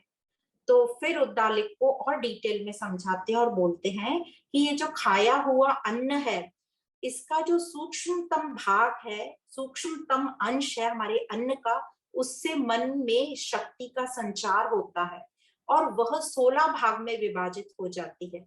और 16 भाग में जो हमने 16 कलाएं पढ़ी थी, उसी से पुरुष जो है देख सकता है, दृष्टा बनता है, श्रोता बनता है, मनन करने वाला होता है, बुद्धि प्राप्त होती है, कर्ता बनता है। तो इस प्रकार से सभी क्रियाएं समर्थ होती हैं। पर जिसको अन्न प्राप्त नहीं होता, उसकी ये शक्ति क्षीण हो जाती है। तो श्वेत केतु कहता है मुझे नहीं समझा और समझाइए। तो उद्दालिक जो थे बहुत अच्छे गुरु थे, बहुत अच्छे टीचर थे, तो उन्होंने उसको एग्जाम्पल करके, दृष्टांत देके समझाना शुरू किया। तो उद्दालक ऋषि ने कहा अच्छा श्वेत केतु, तुम 15 दिन तक भोजन मत ग्रहण करो, सिर्फ जल ग्रहण करना, क्योंकि जल से तुम्हारे प्राण चलते रहेंगे, तुम बस अन्न मत ग्रहण करना। तो 15 दिन हो गए, श्वेत केतु ने अन्न ग्रहण नहीं किया। और जब वो वापस आया तो उद्दालक ने उससे कहा चलो ये मंत्रों का उच्चारण करो। तो उसमें उतना बल नहीं था, उसकी मन में एकाग्रता नहीं थी, तो वो नहीं कर पाया। तब उद्दालक ऋषि ने कहा अच्छा जाओ भोजन ग्रहण करके आओ। तो जब वो भोजन ग्रहण करके आया और फिर उसको बोला अब मंत्रों का उच्चारण करो, तो उसने बराबर मंत्रों का उच्चारण किया। तो श्वेत केतु को ये बात समझ गई कि अन्न से जो है हमें क्या क्या शक्तियां प्राप्त होती हैं। और श्वेत केतु कहता है कि मुझे और समझाइए। तो श्वेत केतु के जो पिता हैं उद्दालक, वो बोलते हैं अब तू मुझसे जो है सुषुप्ति अवस्था के बारे में अच्छे से जान ले। तो उसको अब सुषुप्ति के बारे में बताने लगे। अब उसको वो सत की तरफ ले जा रहे हैं। पहले तो पूरी सृष्टि की रचना बता दी, शरीर की रचना बता दी, अब उसको सत की तरफ ले जा रहे हैं। और अब बोल रहे हैं जब ये मनुष्य सोता है, जब ये चेतन पुरुष सोता है, तो कहा जाता है कि उस समय यह सत के संपन्न हो जाता है, अपने स्वरूप को प्राप्त हो जाता है, इसलिए उसको स्वपिति कहा जाता है, ऐसा कहते हैं। जैसे हम जब दर्पण में देखते हैं तो हमारा प्रतिबिंब दिखता है, पर जब दर्पण हटा लिया जाता है तो हम अपने आप में आ जाते हैं। उसी प्रकार सुषुप्ति में हमारा मन नहीं रहता, तो हम अपने आप को प्राप्त हो जाते हैं। तो जब ये पुरुष सोता है तो अपने में लीन हो जाता है और आनंद की प्राप्ति होती है। तो श्वेत केतु कहता है मुझे और समझाइए। तो उसके पिताजी कहते हैं ये जो सुषुप्ति अवस्था है, ये एक अवस्था है, इसलिए जागृत होने पर फिर से वो दुखी हो जाता है और जो वो आनंद और सुख सुषुप्ति में प्राप्त कर रहा था वो अब नहीं करता क्योंकि मन वापस आ गया है। और जो सुषुप्ति में अज्ञानता का बीज था कारण शरीर के कारण, तो सुषुप्ति में वो अज्ञानता रहती है पर फिर भी वो सुख को पाता है। और यह जो जब व्यक्ति आत्मज्ञान के द्वारा जब जागृत अवस्था में भी वो सुषुप्ति का सुख प्राप्त करे, वो कैसे प्राप्त करेगा? जब ये आत्मज्ञान द्वारा वो अपना यह मोह और आसक्ति त्याग देगा, तब वह स्वरूप में स्थित हो जाता है और तभी उसी को समाधि कहा जाता है। मानो जागृत में ही उसको सुषुप्ति का सुख प्राप्त हो गया। तो जीते जागते अपने को पा लेना ही स्वरूप स्थिति है। तो इस प्रकार आत्मज्ञान से दुखों का नाश होता है और स्वरूप में लौटकर ही सुख की प्राप्ति होती है। जिस प्रकार हम कितना भी बाहर घूम लें, हमें सुख की प्राप्ति कब होती है? जब हम अपने घर में लौट जाते हैं। तो इस प्रकार बहुत सारे उसको दृष्टांत दिए, वृक्षों का दिया, पशु पक्षियों का दिया, और बहुत जगह शरीर को उससे कंपेयर करके नदियों का एग्जाम्पल दिया कि नदी समुद्र में कैसे मिलती है, भूख और प्यास का वर्णन किया। पर श्वेतकेतु कहता और समझाइए और समझाइए। तो फिर उद्दालिक उसको एक वट वृक्ष का फल लाने को कहते हैं और कहते हैं कि वो फल लेके आओ। तो फल लेके आता है, तो बोलते हैं फल को खोलो, तो क्या दिख रहा है? तो बोलता है इसमें बहुत सारे बीज दिख रहे हैं। तो उद्दालिक ऋषि बोलते हैं अब इस बीज को खोलो और बताओ इसमें क्या दिख रहा है।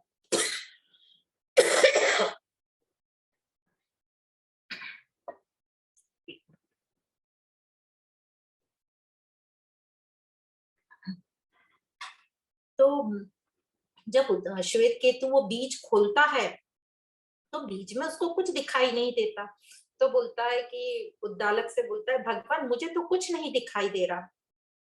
तो उद्दालक बोलते हैं कि इस वट बीज में जिसमें तुम्हें कुछ भी नहीं दिखाई दे रहा है, वह सूक्ष्म से सूक्ष्म मतलब एटम को बोल रहा है, वो अणिमा जो तुझे दिखाई नहीं दे रहा, जिसे तू देख नहीं पा रहा है, उसी अणिमा से यह पूरा वट वृक्ष खड़ा हुआ है।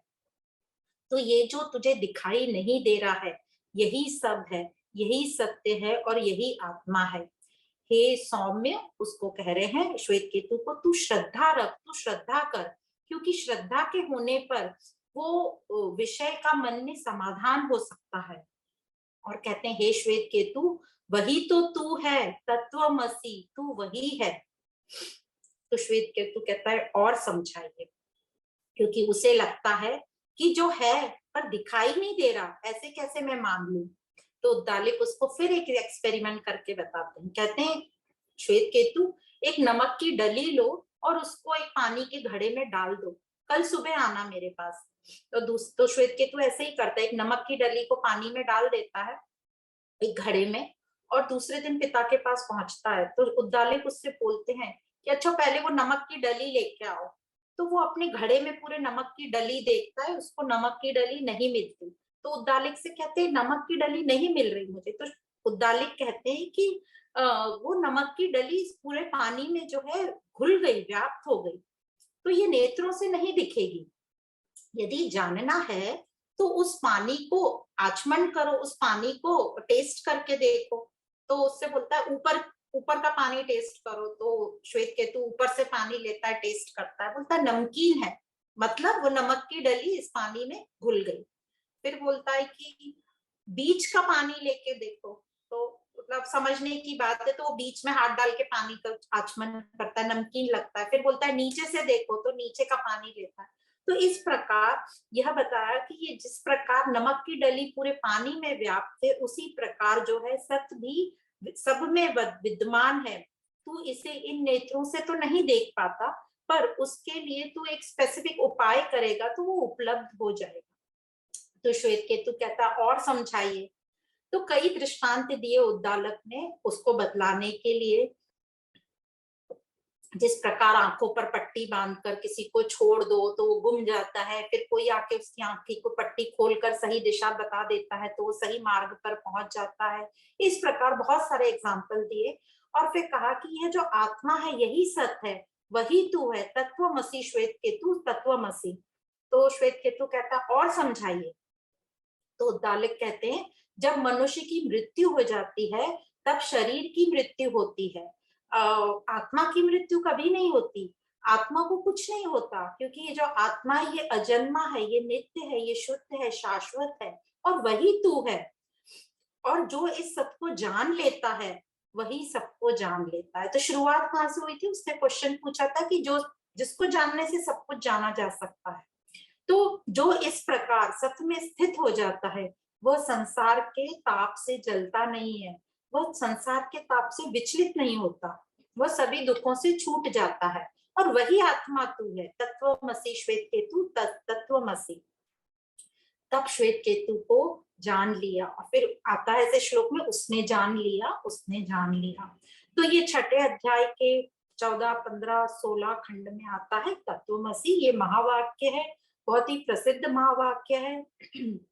यहाँ हमने संक्षिप्त में समझा, पर इस पे विचार मंथन हमारा शुरू रहना चाहिए। तो कहते हैं ऐसे 9 बार श्वेत केतु ने मुझे समझाओ, मुझे समझाओ कहा। फिर आता है 7वां अध्याय, जो कि उसमें दृष्टांत है सनत कुमार और नारद जी का। तो नारद जी हम सब जानते हैं कि वे बहुत ही वेद विद्या में संपन्न थे, परंतु उनका जो मन था बहुत ही शोक संताप में था। उस शोक उनके मन से समाप्ति नहीं हो रहा था। तो वे आत्मज्ञान के लिए ऋषि सनत कुमार के पास गए और बोले कि मुझे आत्मज्ञान दीजिए। तो सनत कुमार जी बोले, पहले तो ये बताओ कि तुम्हें तुम्हें क्या क्या पता है, तो फिर मैं आगे का उपदेश करूंगा।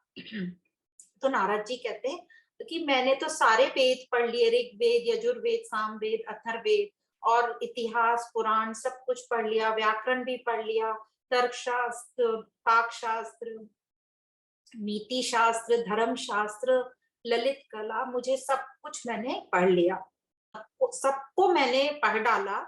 पर फिर भी सब पढ़कर केवल मैं मंत्र वेत्ता ही बनकर रह गया। मैं शास्त्रों का पंडित ही हुआ हूँ सिर्फ, मुझे आत्मज्ञान नहीं हुआ।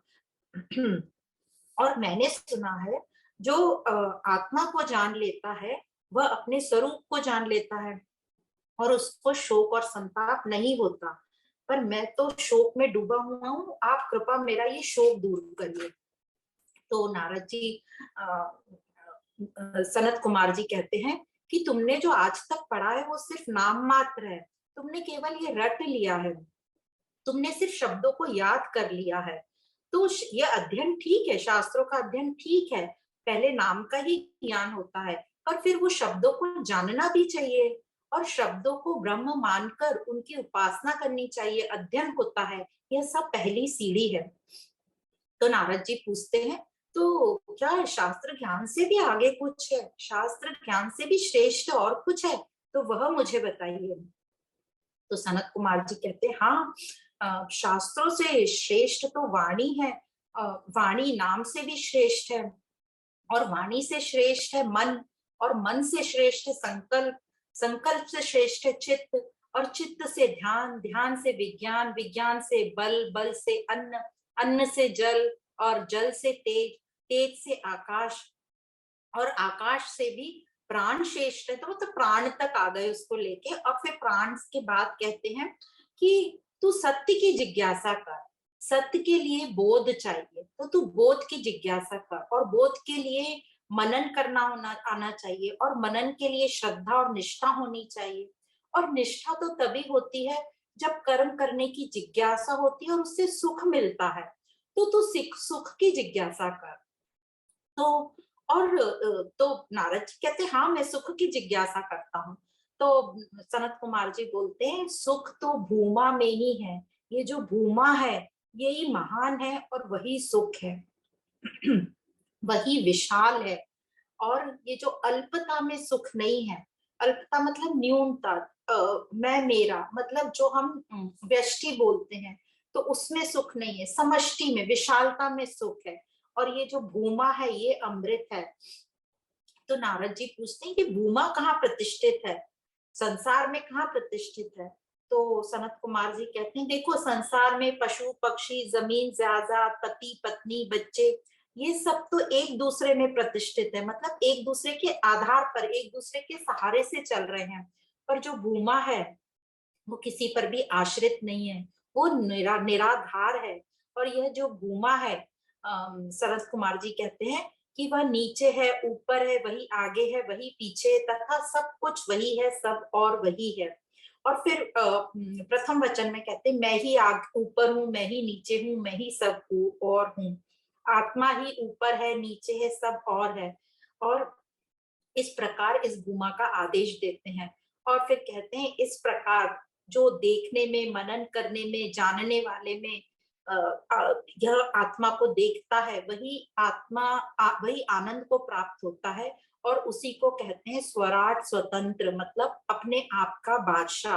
तो जो इस प्रकार देख लेता है, जान लेता है कि सब कुछ आत्मा ही है और आत्मा से ही प्राण है, आत्मा से ही आकाश है। अब रिवर्स बता रहे हैं सब, उसी से सब जल है, उसी से मन है, सब कुछ वही है।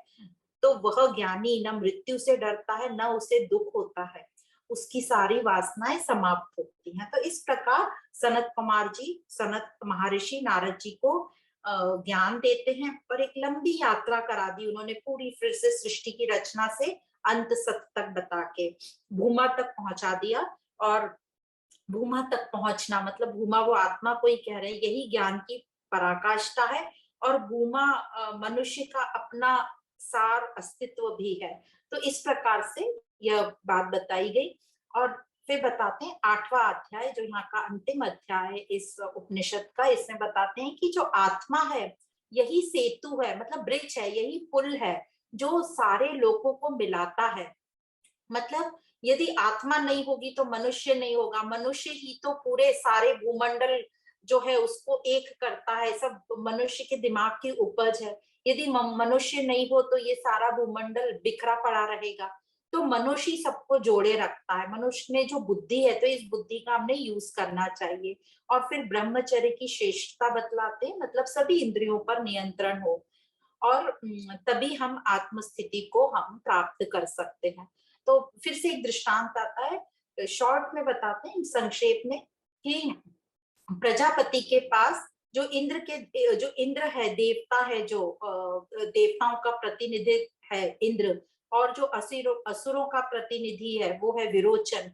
ये दोनों प्रजापति के पास पहुंचते हैं। और क्यों पहुंचते हैं? क्योंकि प्रजापति ने ऐसी घोषणा कर दी थी कि जो आत्मा को जानता है उसको सब कुछ प्राप्त हो जाता है। तो ये दोनों पहुंच गए प्रजापति के पास, क्योंकि इनके देवताओं ने और असुरों ने उनको प्रतिनिधि बना के इनके पास भेजा। तो इंद्र और विरोचन, हाँ, तो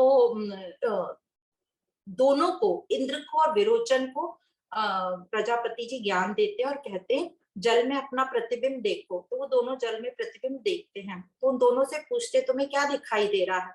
तो दोनों ने कहा हमें अपने वस्त्र, शरीर, आभूषण दिखाई दे रहे हैं। तो प्रजापति ने कहा कि यह सब अभय आत्मा ही है, यही ब्रह्म है, ऐसा बोला। तो यह सुनकर दोनों चले गए। पर जो पर जो इंद्र थे वो आधे रास्ते से वापस आ गए।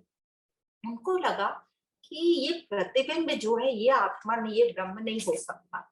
और उन्होंने प्रजापति से रिक्वेस्ट की कि आप मुझे आगे का ज्ञान दीजिए।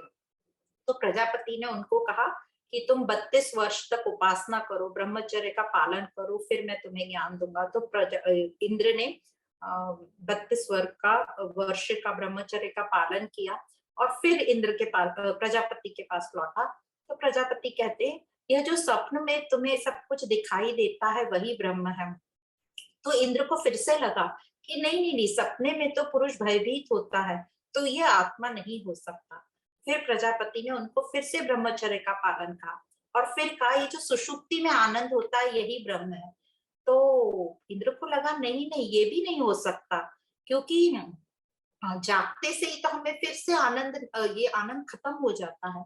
तो फिर से वो आए प्रजापति के पास। फिर उन्होंने 5 वर्ष का ब्रह्मचर्य का पालन किया। ये सब बता रहे हैं कि उपासना करवा रहे हैं उससे।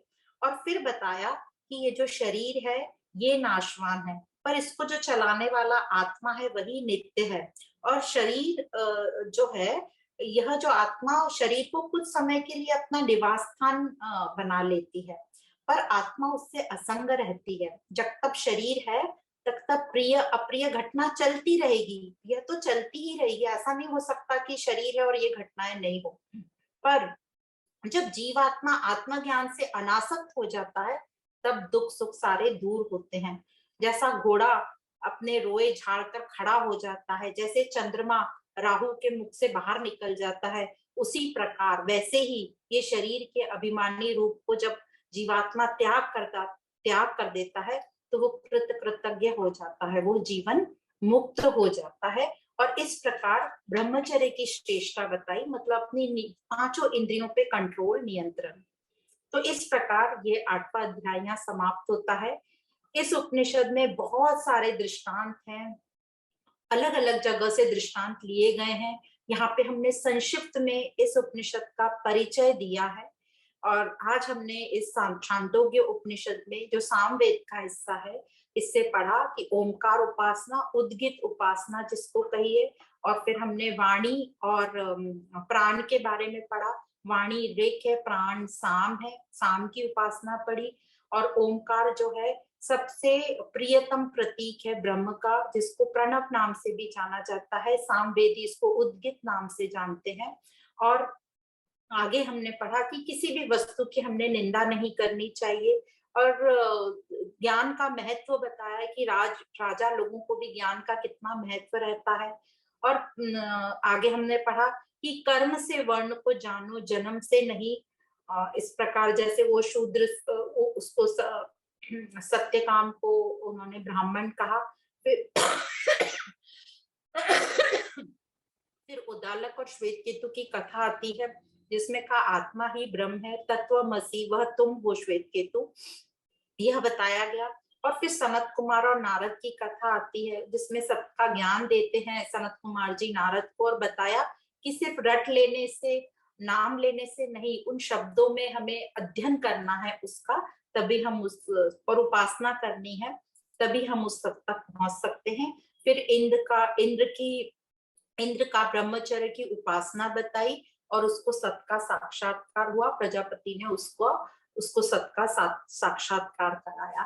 तो इस प्रकार ये जो आखिरी के 3 अध्याय थे, 6, 7, 8, उन्होंने हमें आत्मज्ञान के बारे में बताया। तो इस प्रकार आज हमने छांदोग्य उपनिषद को संक्षिप्त में उसका परिचय जाना। आप सभी को बहुत बहुत धन्यवाद। ओम पूर्णमद पूर्णमिदं पूर्णात् पूर्णमुदच्यते पूर्णस्य पूर्णमादाय पूर्णमेवावशिष्यते। ओम शांति शांति शांति।